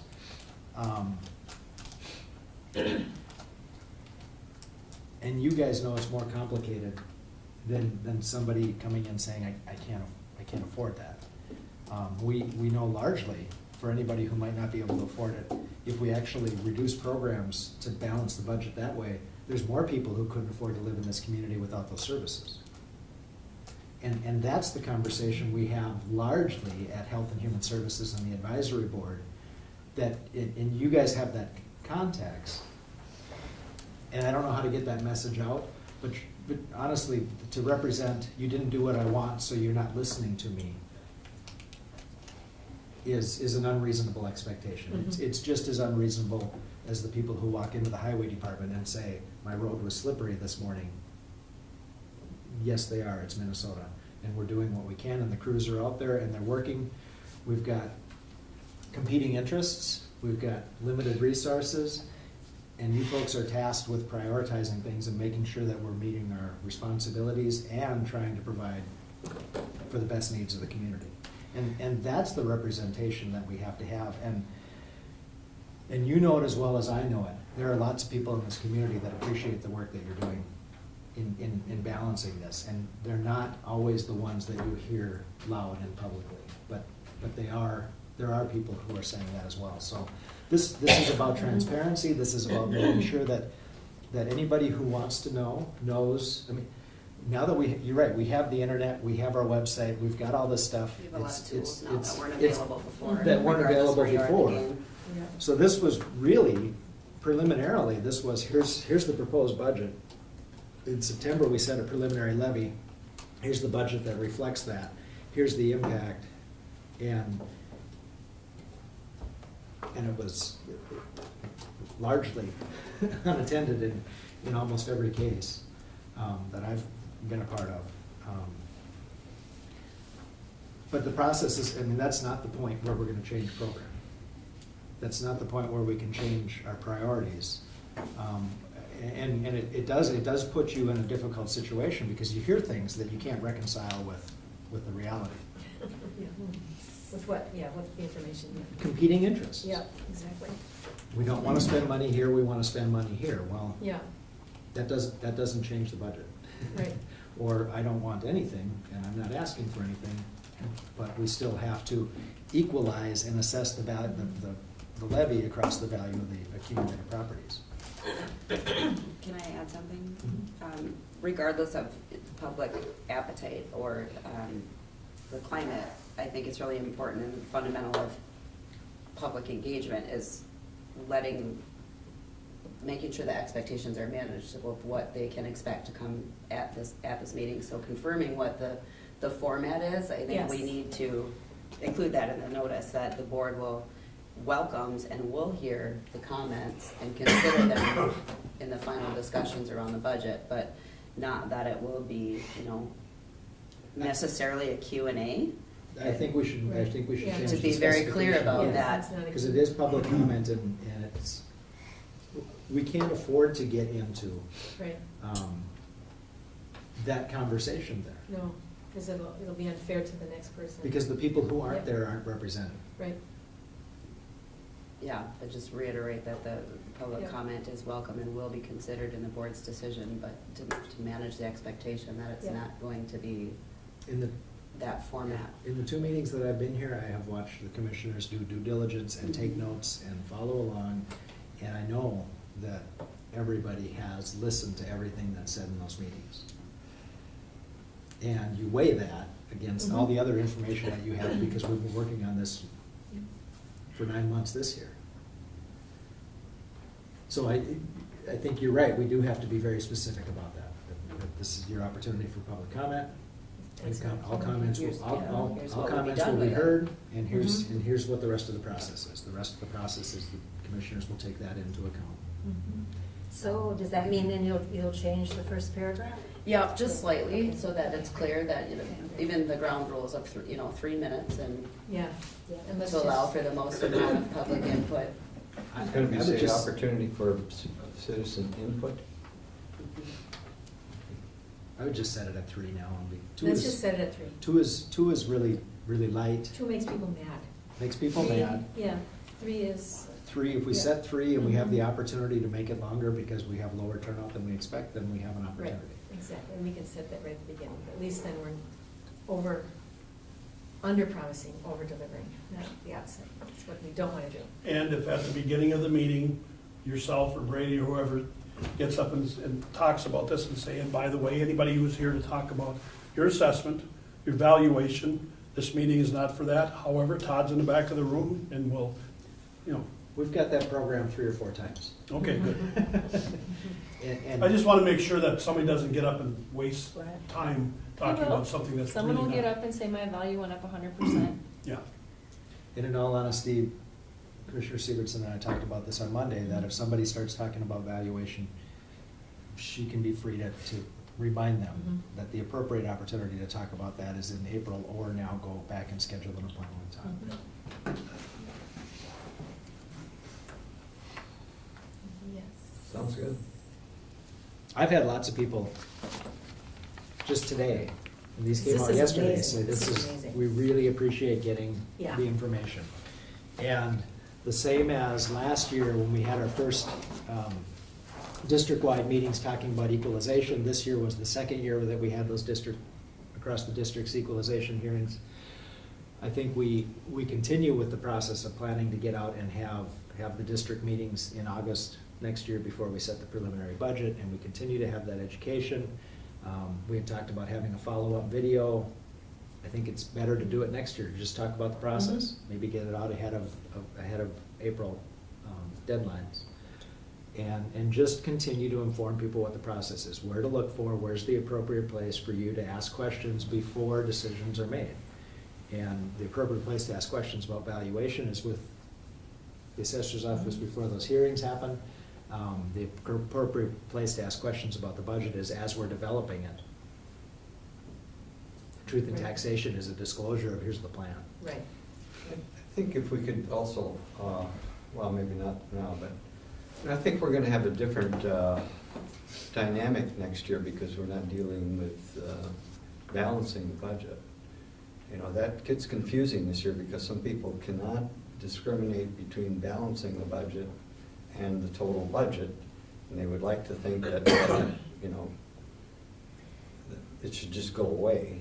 And it doesn't, because it requires, you know, getting rid of staff and spending a lot of time on what you want to look at is your delivery of services. But I think then, you know, at some point too, I think we should mention that, you know, we're doing this so we can plan ahead.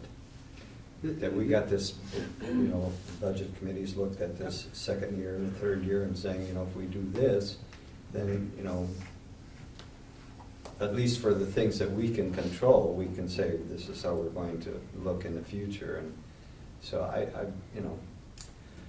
Depending on the final outcome of the 2018 budget, I think one of the things that Brady and I owe the group is for us to bring a refined and adjusted financial management plan that reflects the 2018 budget and then sets out the expectations for the foreseeable years and talks about our capacity to take on additional capital projects. So we've done the planning, we've seen that, but we really haven't adopted that plan, and I think we should. But that plan could change significantly based on what we finally do adopt for a budget in 2018. Right. The plan, as it is drawn now, is reflective of the proposed balancing of the budget for 2018. So I think one of the first things we would do after the first of the year is bring the financial management plan and show what that looks like and how that translates into planning. And predictably, early in 2018, we can look at 2019.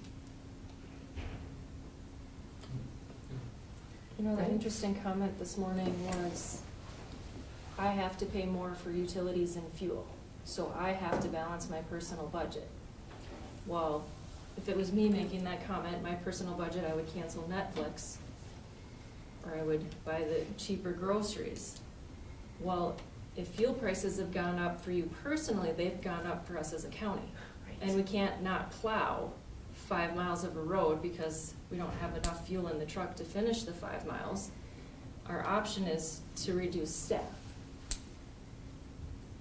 which isn't, it's not an option to me because I Just believe the reduce services we provide are important and I'm not willing to give up the staff that I have to do that. So we have the same increase inflation costs that a private person has. The difference is, when I file my taxes, I don't get a refund on my tax statement for higher gas prices, but when your property tax goes up, you get a refund for your property tax. Until federal tax law changes. Until federal tax law changes. But, I mean, Great. so I'm just gonna tell you, when I got elected, Jim Johnson was before me. And they said, Jim, what do I do as a commissioner? I have no idea. He said, Heidi, this is what you do. Government is nothing more than things. Things we decide for the common good. What are the things we do together? School, transportation, communication, court system, social service, public record, public safety, parks, energy system, public health, planning and zoning, environmental protection, resource management, common defense, monetary, and others. Most of these things are economical when we do them together. When we do them as individuals, they create an ordered society. You have the right to expect your local elected representative will constantly examine and evaluate and fund things and assure that they fit into the common good.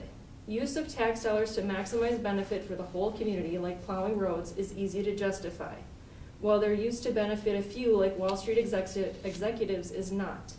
Every decision we make has an element of common good versus individual good.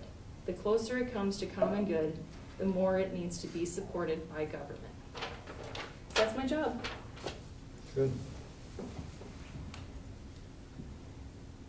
Yeah, I guess I could just comment, I learned a long time ago, you know, I mean, in a general sense, you care about people, but we have to be careful that for everyone that comes here to speak to us, we don't want to take ownership of their problems. And Which then is sometimes hard. people want us to do that, and we can be empathetic and sympathetic, but, you know, we have to do what's best for the common good, well stated.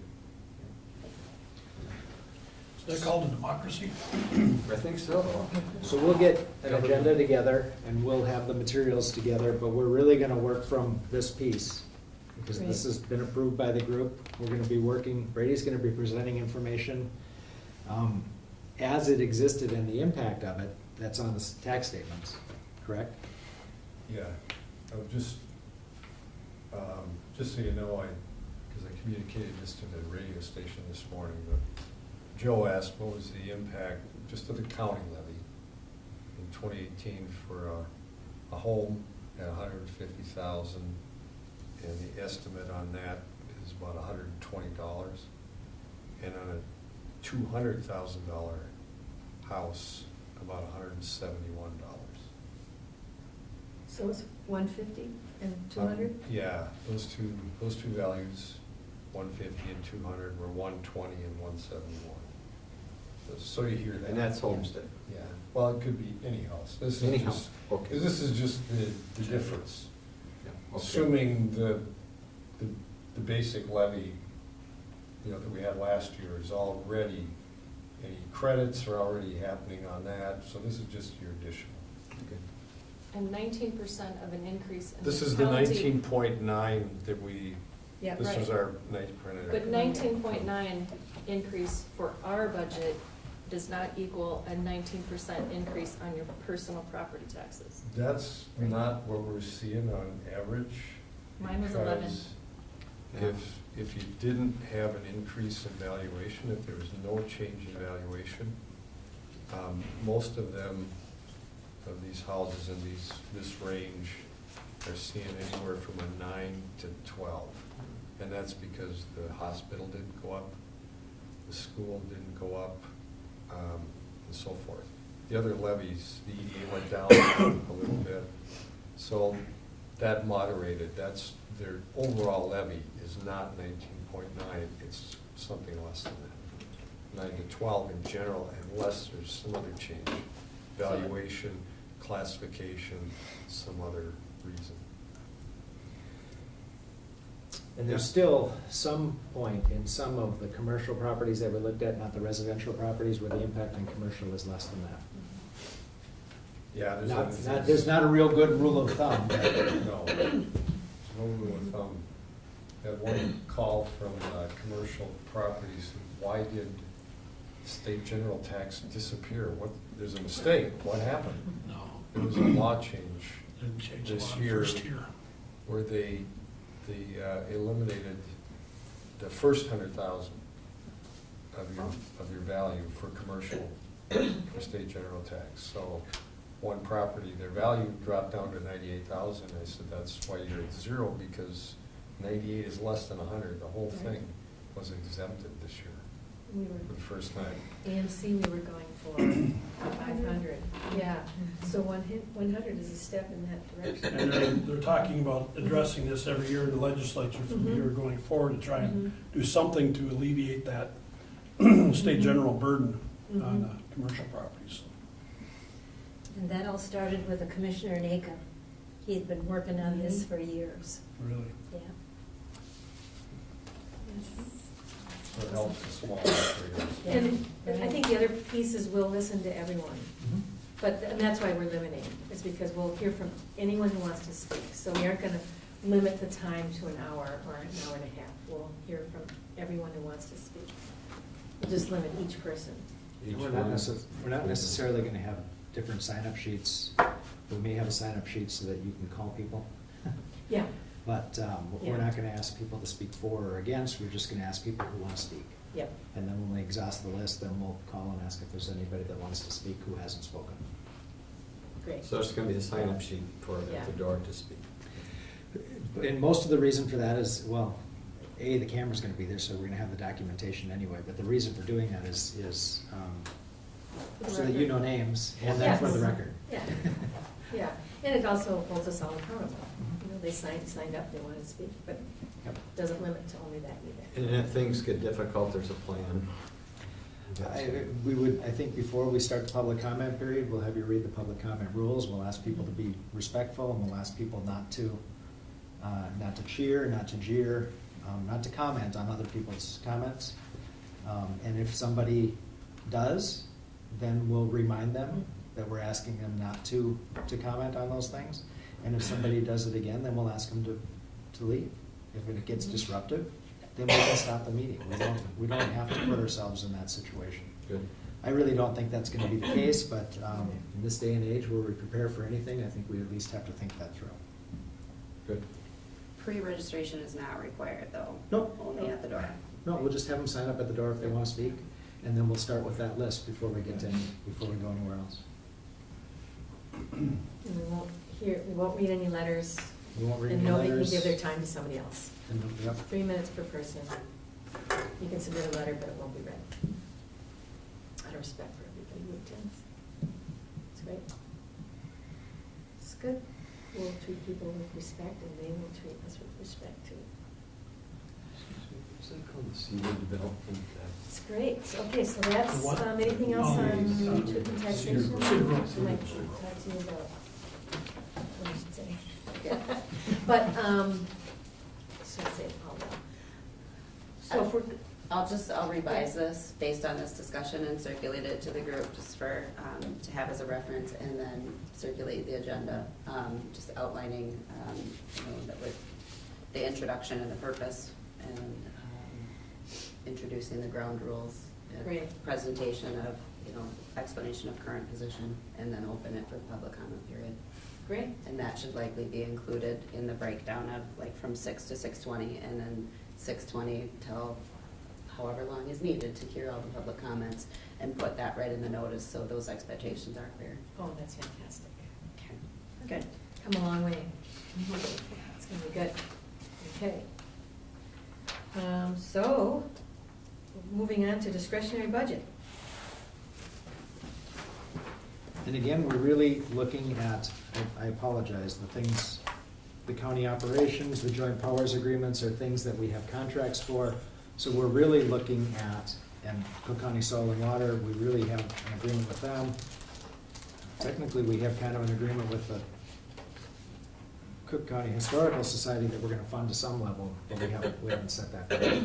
So the discretionary portion is really from North Shore Visitor Center and down. Okay, great. Thanks, Todd. Yep. Thanks, Valerie. Thanks, for Todd. helping us think it through. It's helpful. And again, just a reminder, what we did this year is we classified the things that we thought fit into public health, and we created a subcommittee of the Public Health and Human Service Advisory Board to sit down and review the grant applications. The grant application was revised this year. The deadline to submit those applications to Brady was July 28th. And we've got a big bundle of those applications, and that group did due diligence. And then there's some other comments that end up happening here. If you look under the discretionary nonprofit, there are Art Colony, North Shore Music, WTIP, and Grand Marais Playhouse that really don't fit under public health. Right. They really fit under arts and culture. So again, discretionary nonprofit doesn't mean we give money to anybody who asks. We can only give money when the group determines that there's a public purpose, and we have a specific authority that allows us to do that. This being Minnesota, there is a specific authority that allows us to fund arts and culture within our communities because we deem that it serves a public purpose. So we certainly have the ability to grant money to those types of organizations. The rest of these organizations, the Health and Human Service Subcommittee looked at it and said they certainly do, in fact, Senior Center obviously supports a program that serves a public purpose and serves a public health need in our community. Birch Grove School Recreation, Community Ed Recreation, again, essentially contracting with them to provide services that we might otherwise have to staff for and provide for ourselves because we think they're important to the community. That's kind of how you look at contracting with people. You're not making a donation, you're not making a contribution to these groups. You're actually essentially contracting with them to provide a service that your community needs, and then by doing that, you don't have to staff for it. This group said earlier in the year that we were gonna take a look at a formula being 2% of the current year's levy. So 2% of 7.8 million is 157,300. You see that we got $221,000 worth of requests.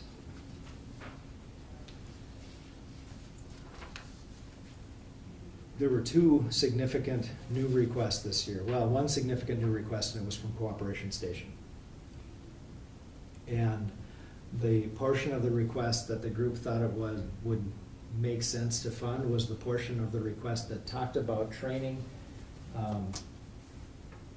daycare providers in the community. Something they wanted to do to train their staff and other staff and provide a service that would be available to everybody in the community. The stuff that was related to their building is why the suggested $10,000 meeting the grant and not the $23,000. That's the primary difference there. The other large number is the Birch Grove Foundation. Commissioner Starley, did you want to speak to that? Well, we had quite a bit of shaking going on down there during the re-evaluation of having the foundation operate the programs at Birch Grove School. And as of August 1st, the township took over all of the programs at Birch Grove School to be continued for the next year.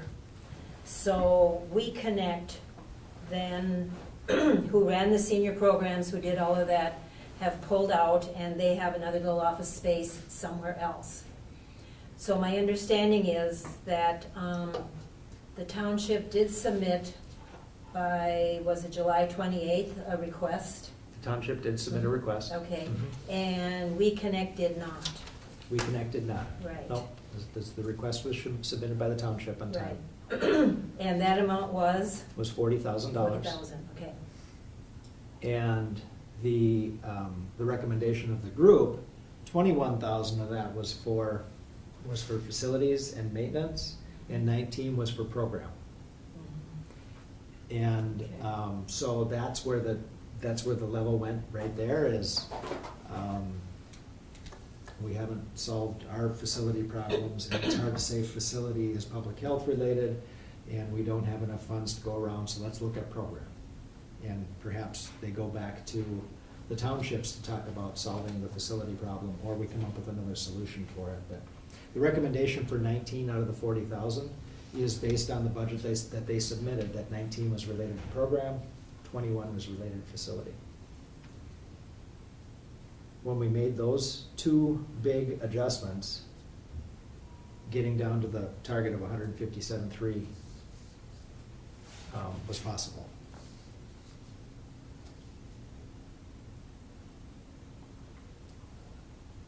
I'd like to relook at the cooperation station money.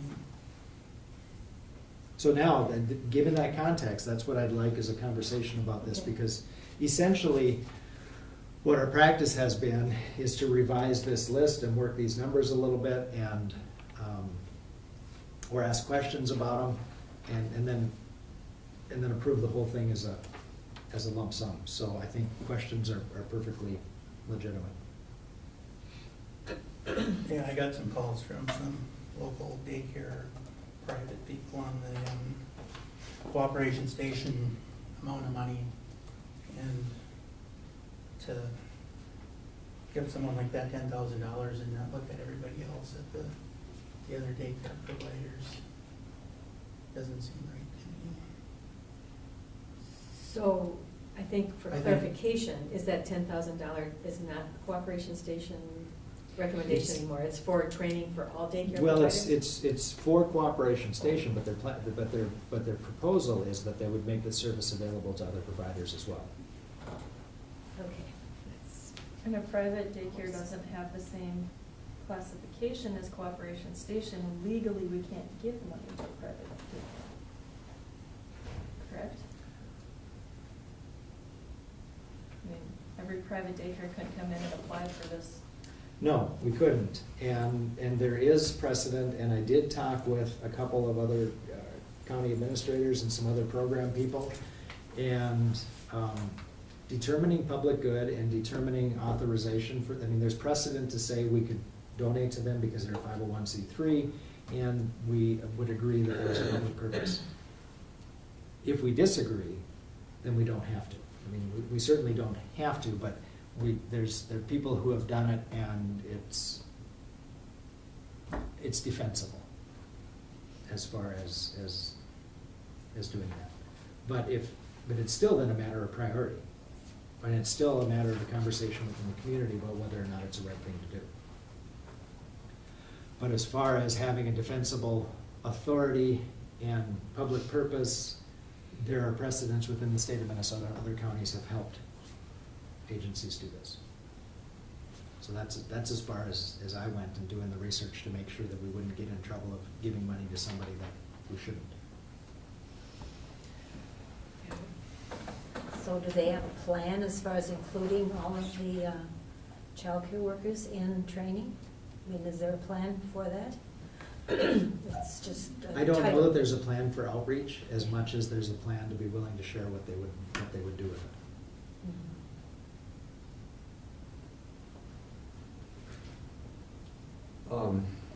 I know when we were working with the Y daycare, part of our outreach in starting childcare at the Y was to work with and offer training, and we shared materials and so forth with all the other daycares. So I know that to some extent this might be a redundancy, but maybe it's very well needed. I'm not saying that, but I know that that was part of our mission when we started it.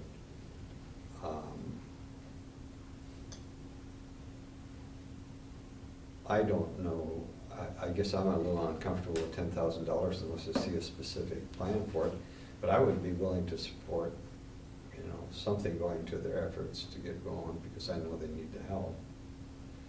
It's a different operation to start something like that than it is to start daycare in a home. And I'm all respectful for the daycare in the home, but there's different requirements, there's different, licensings and so forth than the legal ramifications, so. I would rather see it go to higher ed for daycare programs, for educational daycare programs, which is a neutral. I worry about cooperative station, because there's been so much controversy around the whole daycare thing. I worry about the giving to one and not the others, and regardless of their status, even though daycare is a serious issue. I want to help daycare, but I want to help them in a way that looks like everybody's being helped. Honestly, the opportunity that we Yeah. have to help the daycare situation in the Yeah. community Is that? is to work with the granting agencies that want to bring in resources for training and Yes. and bring in. There are granting agencies that want to help solve that problem in the community so that we don't necessarily have Great. to do it ourselves. What we'd end up doing if we do something like that is acting as the fiscal agent. And then that's not benefiting anybody in particular, it's just providing resources to sustain that service in the community. I think there's a real opportunity for us to do that without Yes, picking and choosing who we're helping. that's what I would like to see. Then people could apply to those agencies to participate in those programs. Yep. So during the committee of the whole, we don't make any decisions or motions. We just talk Just questions discussion. and think about it. Okay. Yeah. For discussion purposes, I have an issue with adding any new organizations when we're still trying to settle on balancing to zero on our budget for the county as a whole. But I understand why it came in, because it's a new thing and it's a new need, and so I'll try to be. So one of the questions to ask here is there additional information that you need about any of these requests? Right. Because I will be bringing this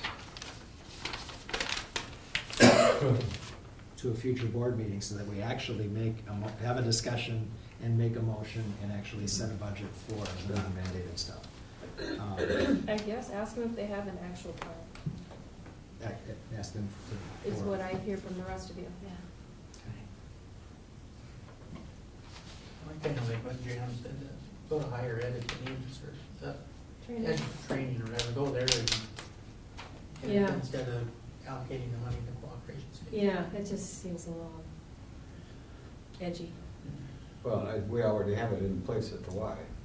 Right, okay. But then the Y could access, if it was at higher ed, that Y could access that too. But we don't need to duplicate it because it's already available in the community.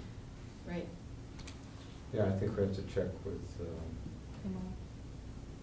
Cook County Community YMCA too, to see if they're still actively doing that, and to my knowledge, it's available, but I don't know if we have the staffing to do that too, so it's. I will ask for clarification on that portion Yeah. of their application, so that I can bring that when we bring. I would this. like to support the training.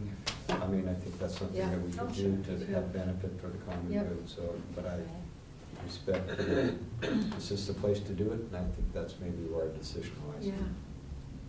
Be great if there was a daycare 401c3 committee or, organization that helped all the daycares. Wow, never mind. Yeah. One more meeting, Jan. Yeah, there we go. And Who this is would for like to- discussion purposes, I would, like to think that we're gonna stick with the 2% and 157,300. And the question is, how do we make the final decision to distribute it? The question is, Would that be good? we'll continue this conversation. Okay. We'll answer some of those specific questions, bring that information when we bring this back to a board meeting, and then we'll actually pen to paper and work the numbers out and vote on. Now, more likely be in December when we do the budget. It could be next Tuesday. Okay. All right. So next Tuesday, should we still consider having someone come from the program that missed the date by 2 days? Which program is that? Reconnect? Because there was that transition. Did we get an application from them, Brady? I don't think so. I don't think so. No. So they didn't miss a date, they didn't apply. If you don't apply, we can't fund it. Right. Well, I think there was so much going on down there that they didn't even think about that. They just said, okay, we're done, we gotta move out. And that whole shuffle of stuff that went on was, and still is, quite confusing. So if they present what they do, they're a 5013C.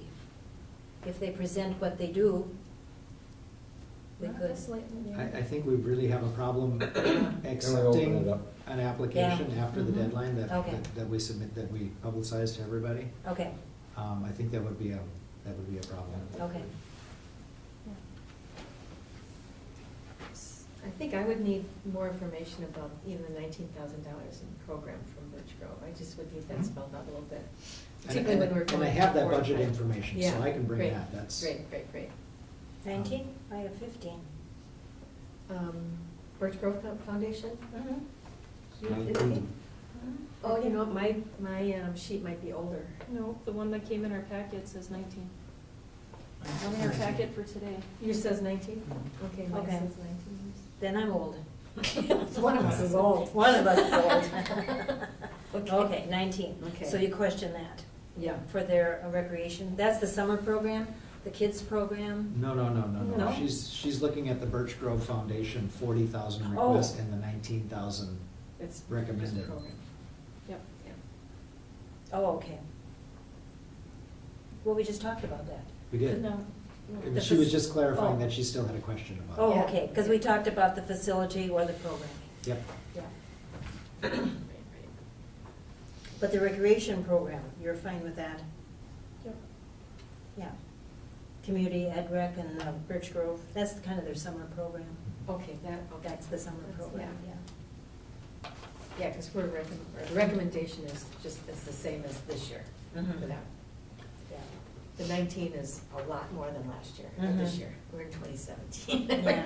2018. Right. 2017 is not last year yet. Okay. Yeah. Anything else? Then the only other calisthenics Yeah. that I did to make this work is by granting the full 157.3 down in that area. I took the Schroeder Historical Society out of there and pushed it up to consider it with Oh, the that's Cook right. County Historical Society. Right. And to make that not exceed the budget, you'll Right. see that I adjusted two numbers. And we're gonna have to have a conversation about that, but I wanna show you the math that I did to get there. That the Schroeder Historical Society request was for 13.5.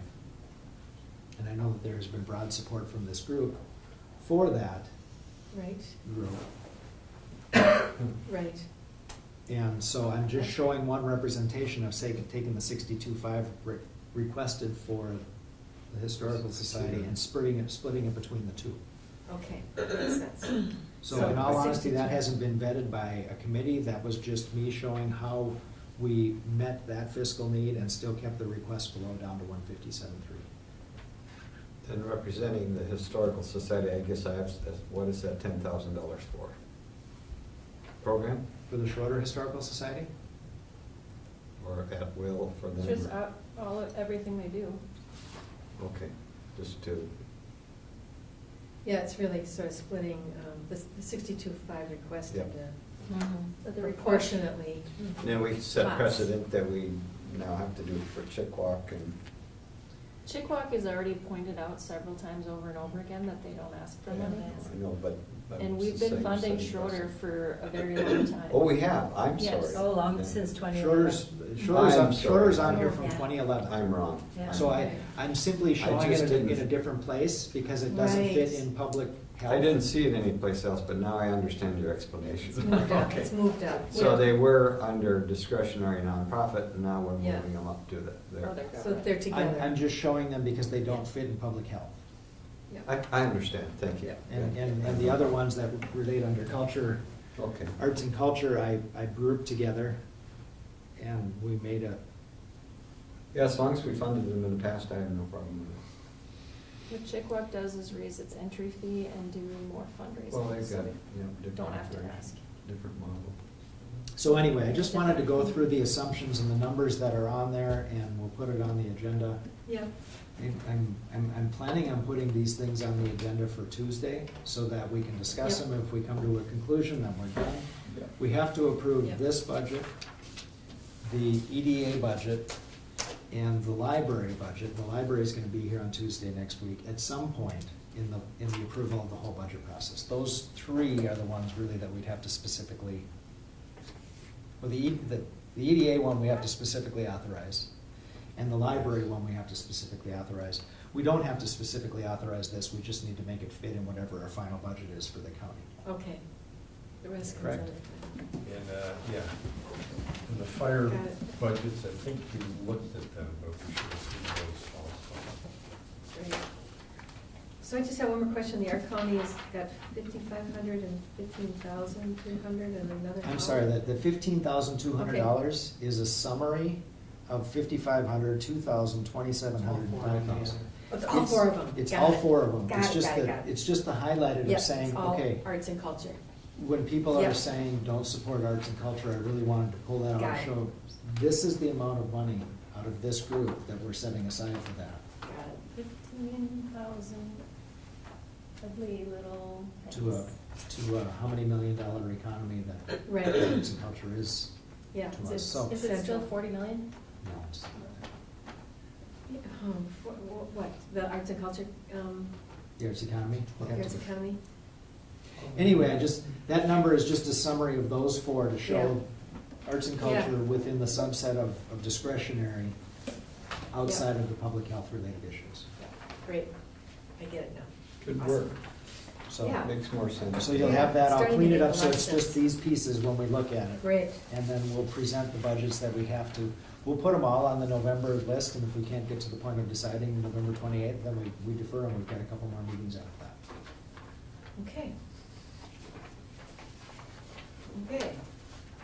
We're only 5 minutes over. Anything else? Motion to adjourn. Thank you. to vote. Thank you. All those in favor say aye. See, I do have the right one.